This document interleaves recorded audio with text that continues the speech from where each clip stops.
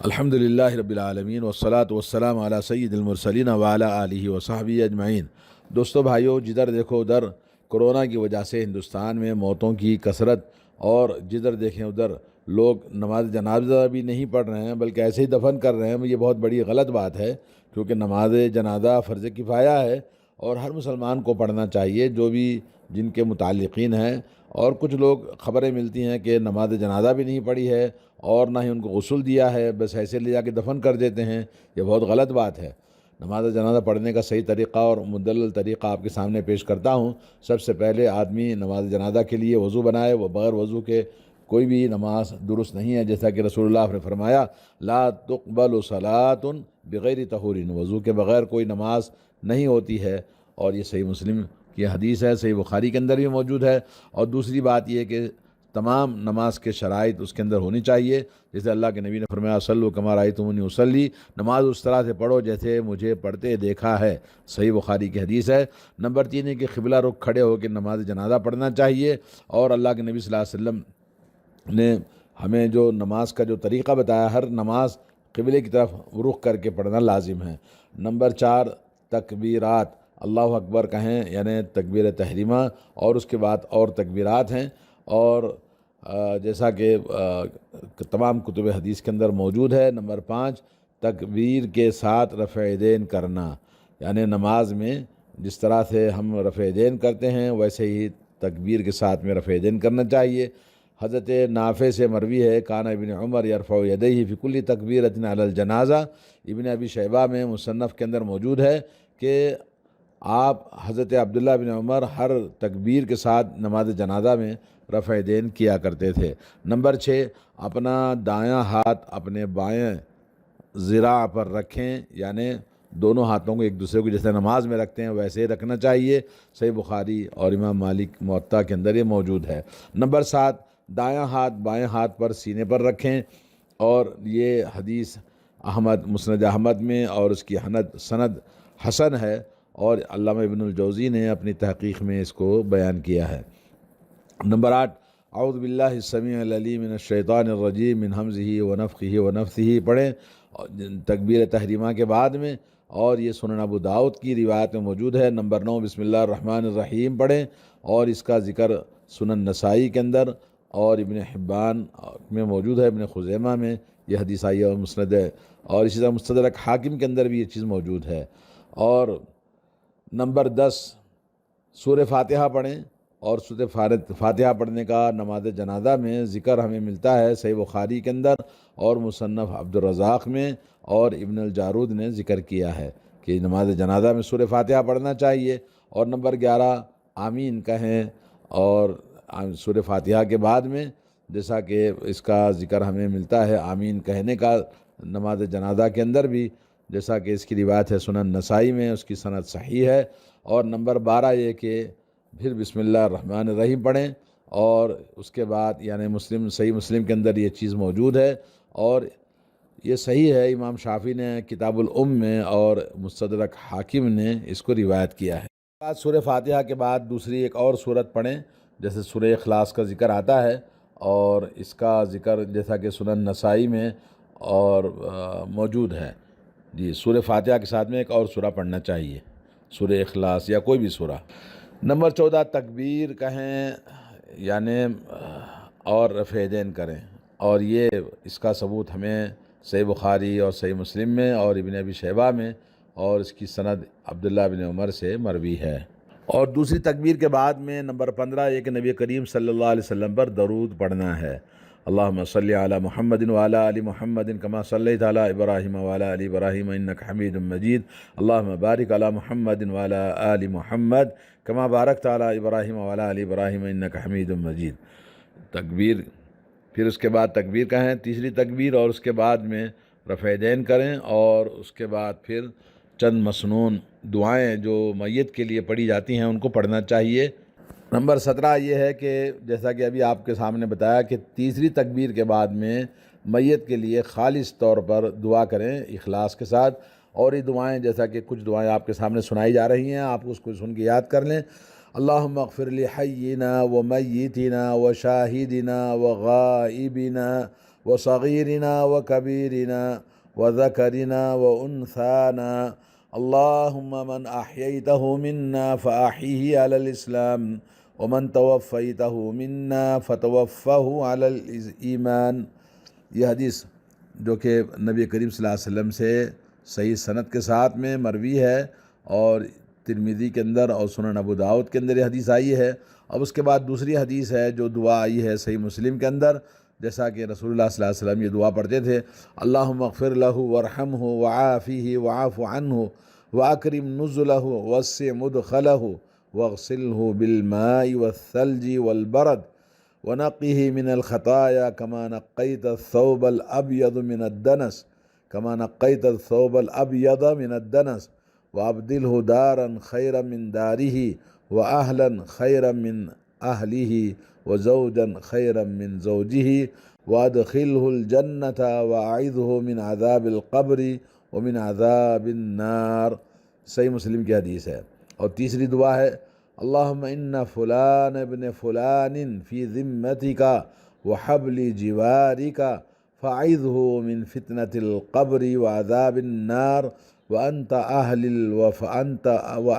الوفاء والحق اللہم اغفر لہ انک انت الغفور الرحیم.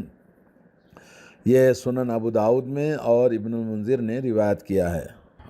دعا نمبر 4: اللہم انہ عبدک وابن عبدک وابن امتک کان یشہد ان لا الہ الا انت وان محمدا عبدک ورسولک وانت اعلم به. اللہم ان کان محسنا فزد فی حسناته وان کان مسیئا فتجاوز عن سیئاته. اللہم لا تحرمنا اجرہ ولا تفتنا بعدہ.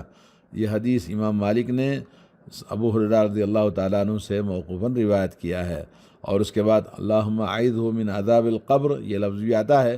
اور ایک دعا ہے: اللہم اغفر لحینا ومیتنا وصغیرنا وکبیرنا وذکرنا وانثانا وشاہدنا وغائبنا. اللہم من توفیتہ منا فتوفہ علی الایمان ومن ابقیتہ منہم فابقیہ علی الاسلام.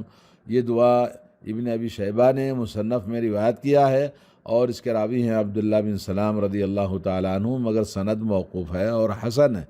اور اسی طرح ایک اور دعا ہے: اللہم اغفر لہذہ النفس الحنیفیۃ المسلمۃ واجعلها من الذین تابوا واتبعوا سبیلک وقها عذاب الجحیم. یہ دعا ابن ابی شیبہ نے بن مسلمہ رضی اللہ تعالیٰ عنہ سے ابن ابی شیبہ نے روایت کیا ہے. نمبر 18 یہ کہ میت پر کوئی دعا خاص مقرر نہیں ہے. جتنی دعائیں آئی ہیں، مختلف دعائیں جو بھی آپ کو آتی ہیں، یاد کر کے آپ دعاؤں کو یاد کریں اور پڑھیں، اور لہذا جو بھی دعا ثابت شدہ دعا کر لیں جائز ہے. حضرت عبداللہ بن سلام رضی اللہ تعالیٰ عنہ کے قول اور تابعین کے اقوال سے معلوم ہوتا ہے کہ میت پر کئی دعائیں جمع کی جا سکتی ہیں. اور نمبر 19 یہ ہے کہ چوتھی تکبیر کہیں، اس کے بعد پھر نمبر 20 پھر دائیں طرف ایک سلام پھیر دیں، اور ایک سلام پھیرنے سے بھی نماز جنازہ ختم ہو جاتی ہے، جیسا کہ مصنف عبدالرزاق میں. اور اسی طرح سے دوسری اور بھی نماز جنازہ میں دونوں طرف سلام پھیرنا نبی کریم صلی اللہ علیہ وسلم اور صحابہ سے ثابت نہیں ہے.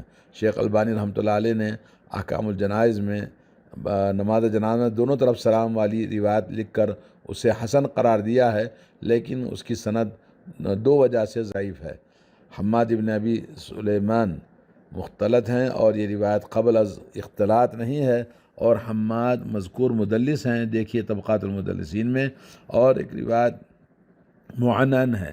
امام عبداللہ بن مبارک رحمہ اللہ فرماتے ہیں: جو شخص نماز جنازہ میں 2 سلام پھیرتا ہے وہ جاہل ہے.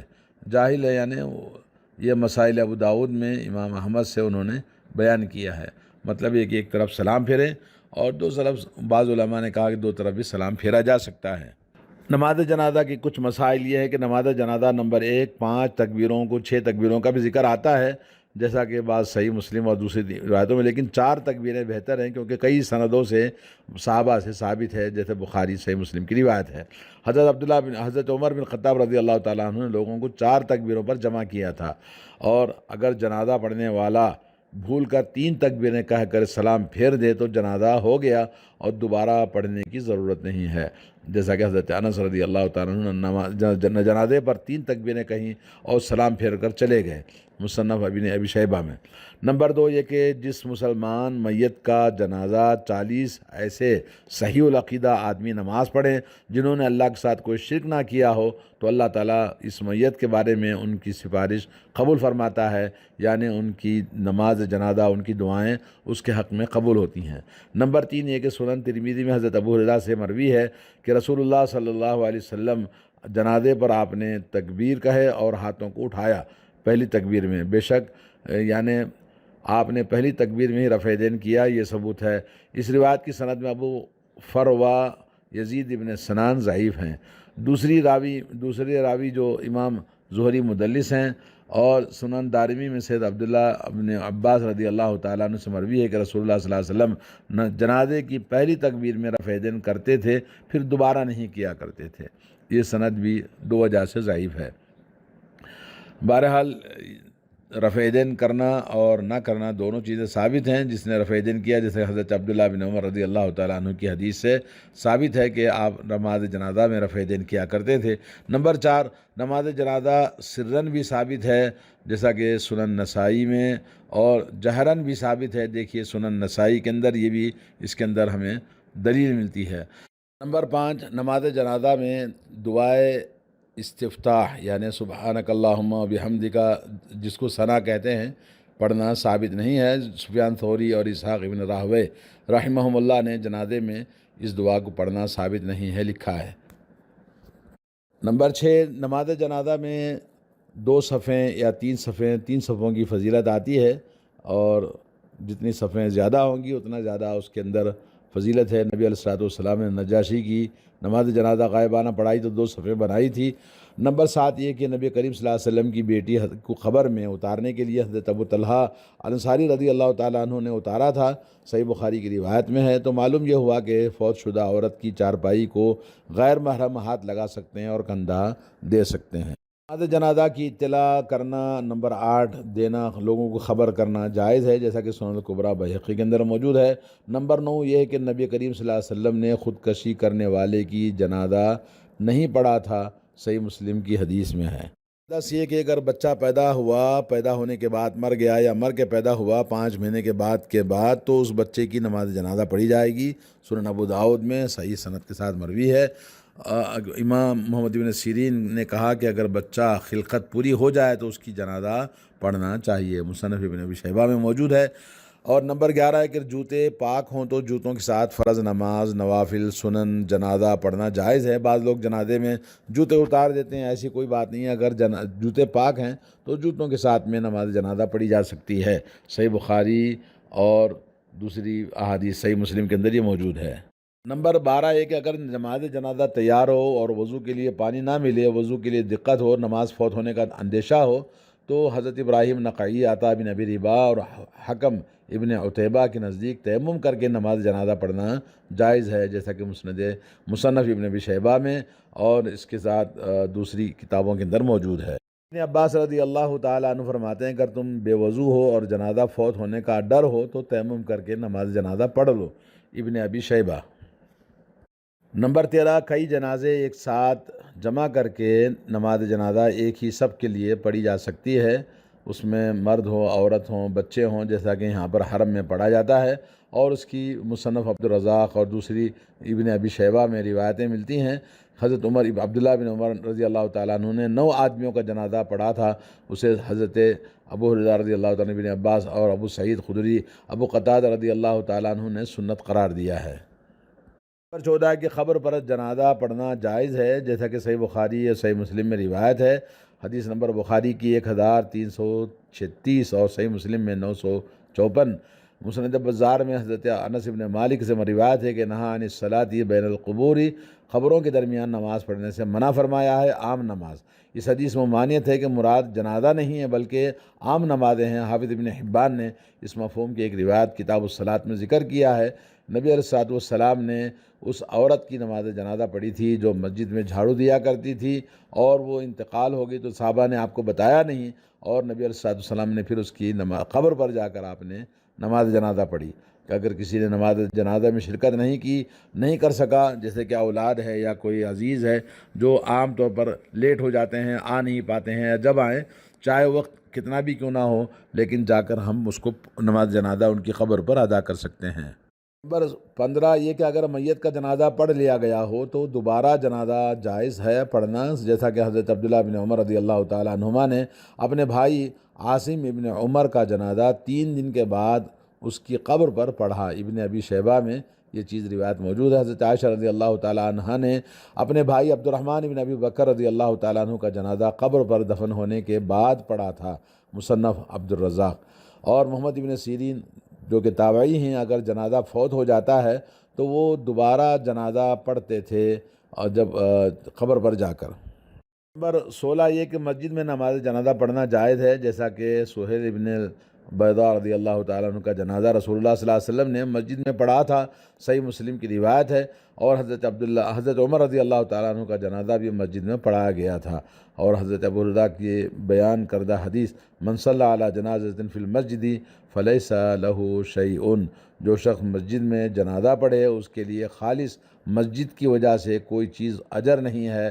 سنن ابن ماجہ میں یہ حدیث موجود ہے، مگر فلا شیء لہ یعنی من الاجر الخاص، کما جیسا کہ اس مسجد سے باہر جنازہ پڑھنے کا اس سے ثبوت ملتا ہے، لیکن یہ کہ بہت سارے علماء جیسا کہ آپ دیکھتے ہیں حرم شریف مکہ مکرمہ میں کعبۃ اللہ کے پاس جنازہ لایا جاتا ہے، اور مسجد نبوی میں جہاں امام نماز پڑھاتے ہیں مسجد نبوی میں وہاں جنازہ رکھ کے نماز پڑھائی جاتی ہے، تو نماز جنازہ مسجد میں پڑھنے سے کوئی حرج نہیں ہے جبکہ نجاست کا اندیشہ نہ ہو۔